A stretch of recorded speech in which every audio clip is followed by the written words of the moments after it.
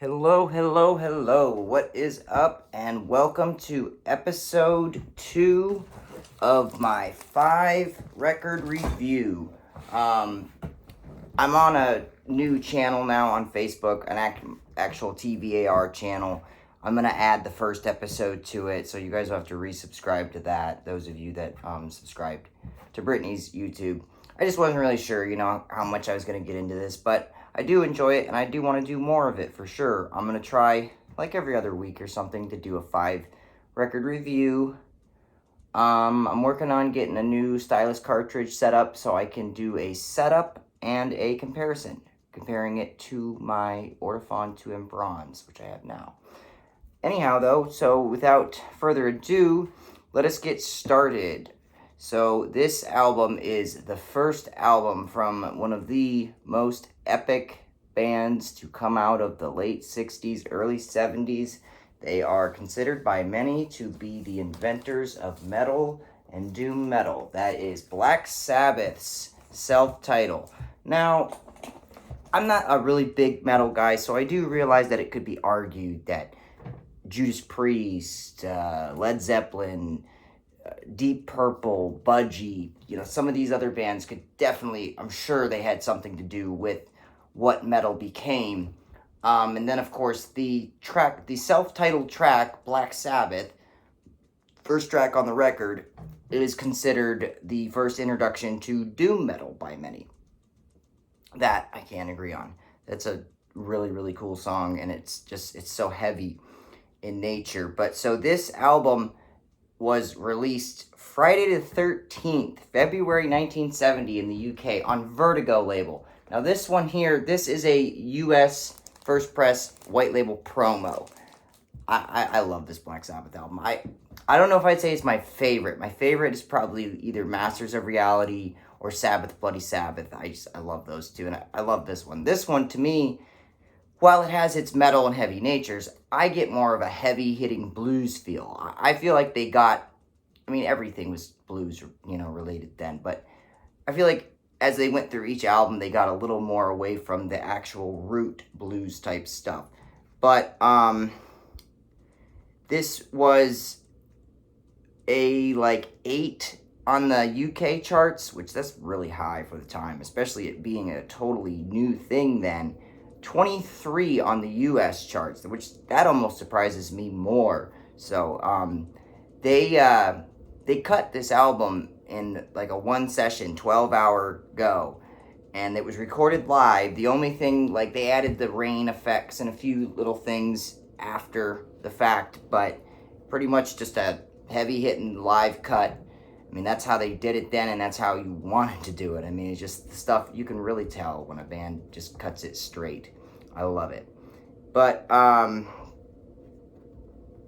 another note on this one that I found interesting was the first half of this album was recorded on a Fender Strat. The pickup failed on it, and Iommi picked up his backup being a Gibson SG. And he was just like, wow, yeah, dual humbuckers, yep, that's our sound. And the rest is history in that sense. So it's I love Strats. I own one. I own a Les Paul. I know both worlds well. And it's thank God that pickup failed, because Iommi right there, boom, found his sound. And as many of us know, Iommi, in an accident, he lopped off his fingertips in a factory that he was working in on the saw, and he replaced them with plastic fingertips. I think at one point he was using leather or something when he first started out, but it gave him a heavier feel on his fretting hand. And then of course when you add in Geezer, he was a guitarist but did bass for Black Sabbath, so he played his bass more like a guitar. So it added to the depth of the sound, making it heavier, instead of playing off the beat note in the sense of completely syncing in with the drums, adding more of a backfill. It was just more like a in-your-face, boom, man, heavy metal, birth of, right there. So, other than that, this is where Ozzy started. This is where he got his footing. there wasn't anything else really out there quite on that same level. And of course, what they developed into, after Ozzy left, I can't say I'm a big fan of Sabbath after Ozzy, but maybe that's a review talk for another day. So, on to album number 2, pretty much going a different route here. We've got promo copy of There Are But Four Small Faces on Immediate Pink label. This was a UK-based band led by the late, great Steve Marriott. Steve Marriott, absolutely influential beyond belief, man. If you go and listen to their self-titled record, which only came out UK, you can hear their version of You Need Lovin', hear his vocals, his timing, and you say, Led Zeppelin, what? Marriott was the complete real deal. Guitar man and vocals. He had, just Robert Plant should be thanking Steve Marriott like every day of his life, because he showed them the way. Whether it's admitted or not, whether you agree with me or not, I think that is facts. So for this one, they came out, this one came out in 68. It was their first U.S. release. Like I said, the self-title didn't release in the U.S. It was like 178 on U.S. charts. Itchy Park getting the single at number 16. Tin Soldier, 73. There's so much that could be said about this album. For me, it's one of those records. The whole thing is great from start to finish. You got Itchy Park, Talk to You, Up the Wooden Hills, My Way of Giving, I'm Only Dreaming, I Feel Much Better. A lot of very psyche, but pop and nice flowing. Tin Soldier, Get Yourself Together, Show Me the Way, Here Comes the Nice, Green Circles, that's a really cool track too. And Have You Ever Seen Me? It's Steve Marriott and Lane. They definitely were kind of the brains behind this band. Steve Marriott eventually felt that they weren't going in the direction that he wanted to anymore. He kind of wanted to go heavier, so he went on to form Humble Pie with Peter Frampton. And Rod Stewart took over, and they became the Faces, and was never the same after that, if you ask me. But one of my favorite records of all time.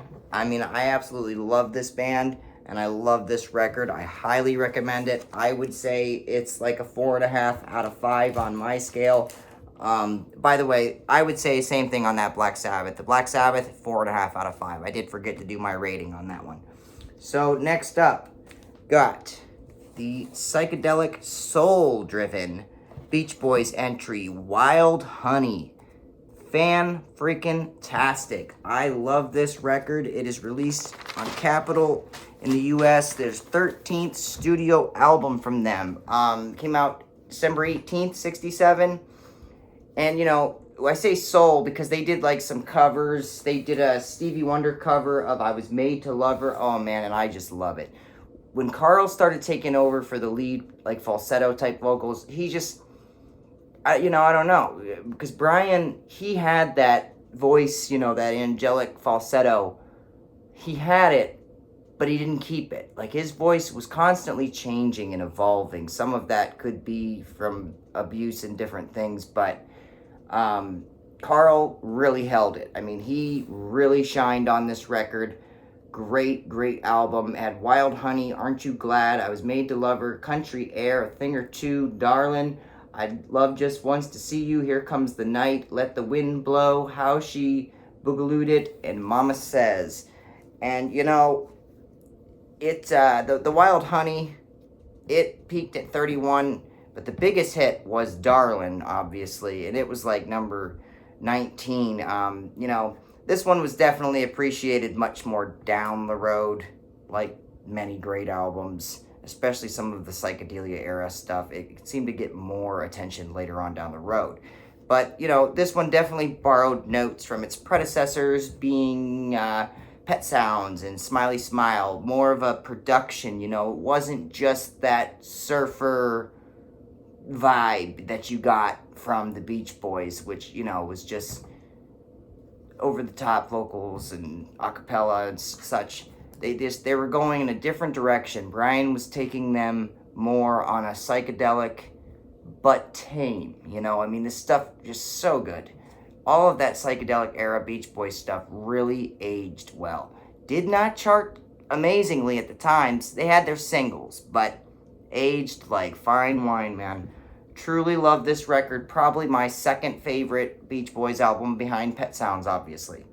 So, on that note, here we'll move on to the next. Staying in the psychedelia. I mean, you know, even this self-titled Black Sabbath, I would say, had some psychedelia notes. There was just psychedelia going everywhere back then, man, and I loved it. I love having, like, that tame type of psychedelia, where it's not over the top. And, of course, I like the over-the-top psychedelia. When you're looking for that, you're looking for that. So, another one in the pop kind of psych family. This is a white label promo mono of Elmer Gantry's Velvet Opera, a British blues psychedelia band. They used to tour with Pink Floyd, the Pink Floyd, I should say, you know, under Syd Barrett, the much more in-your-face psychedelia, just off the friggin' man. Like, that early Pink Floyd, I think, is some of their most psychedelic work. Just my opinion, of course. But, so, they were originally just Elmer Gantry. When they started doing touring with Pink Floyd, the lead singer, he would wear like a cape, like a hooded cape, whole thing that he would do to make like this kind of mysterious vibe to him. So they started calling themselves the Elmer Gantry's Velvet Opera because of the velvet cape thing that he would wear. But I think it's a truly awesome record. I really, really enjoy both sides of it, but I will say that side 2 is the more psychedelic side. Side 1 is more a bit bluesy in nature, but I love the way it comes out, like, just kicking hard, and they introduce the band in the song, in the first song on it, because it's got the intro, which, like I said, they introduced The Mother Writes, Mary Jane, But I Was Cool, Walter Sly meets Bill Bailey, Air, Looking for a Happy Life, Flames, What's the Point of Leaving, Long Nights of Summer, Dream Starts, Reaction of a Young Man, and Now She's Gone. And I mean, like I say, this is one of those bands you really don't hear much talk about them. That certainly doesn't mean that they're in any way not deserving of some of the love of that stuff that was coming out then, you know. Just great psychedelia pop and, you know, different in the sense of where music went after that and what it was at before that. It was all leading up to this, of course, with your Pet Sounds and Sgt. Pepper's and Zombies, Odyssey and Oracles. Everybody kind of took a little stab at the psychedelia stuff. The Bee Gees did. Paul Revere and the Raiders.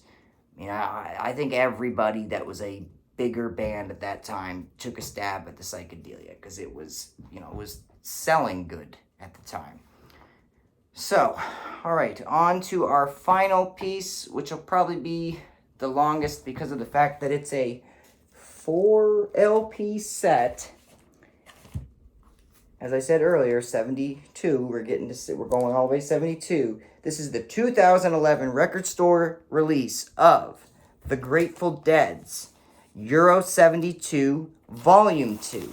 HQ Bernie Grundman cut. Oh man, does this thing sound amazing. This is my favorite out of all of the Euro sets that I own thus far. It is fantastic. It's like I said, it's 4 LP. It's the Golden Era 72 stuff. There's dates all over on this. You got April, Wembley, London, Tivoli, Concert Hall, Denmark, Frankfurt, Germany, all over the place. I think there's like 10 dates on this. It's just, they put them all together on this wonderful set. It has Bertha, Me and My Uncle, Chinatown Shuffle, fantastic, Sugaree, Black-Throated Wind. Oh, that's a really good version too of that. Loser, Next Time You See Me, Beat It On Down the Line, Dire Wolf, Good Lovin', Greatest Story Ever Told, Deal, Playing in the Band, A Fantastic Dark Star, Into Drums, the other one, reprised other one on the side 7, Sing Me Back Home, Big Railroad Blues, Not Gonna Fade Away, Going Down the Road Feeling Bad, and Not Fade Away, Outpriced. And I tell you, if you like the Grateful Dead, it really doesn't get better than the Euro 72, in my opinion. There are some really good, like, 77 era, even 80s. There's some early 80s that some people say is some of the best. I just think you can't get better than 72 for them. That everything they were doing on that Euro 72 tour, absolutely fantastic. Side note too, on the vinyl release of this one, they got an additional cut on Big Railroad Blues that wasn't on the CD cut of this, because this was also available as a 2 CD set originally, and then it got the vinyl treatment in 2011. It's crazy that Record Store Day has been around that long, you know? I mean, I have always collected records, but if I was being honest, I probably didn't even know about Record Store Day till like 5 years ago, 4 years ago. I don't know. I don't really get into much new records unless it's really something I want and there's no other way to get it. Being the case with this one, exactly. But comparing this to Volume 1, aka Original Euro 72, I don't know, man. Like I said, I really do. I think this is my favorite of them all. It's got all the right tracks. The sound quality is fantastic. Bernie Grundman, man, he really came through on this one. I absolutely could not go without having this one in my collection. Some of those other recent ones, they had the Wembley and the Paris or whatever it was. Both good, both very good. But this one, by far, outshines them.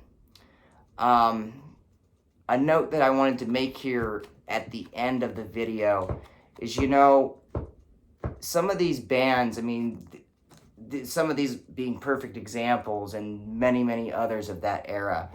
I believe it was Frank Zappa who he said in an interview, I think it was like in the 90s or something, but he said that, you know, the way that these music producers and record companies are now is more dangerous than ever for the development of music and to get different things out there.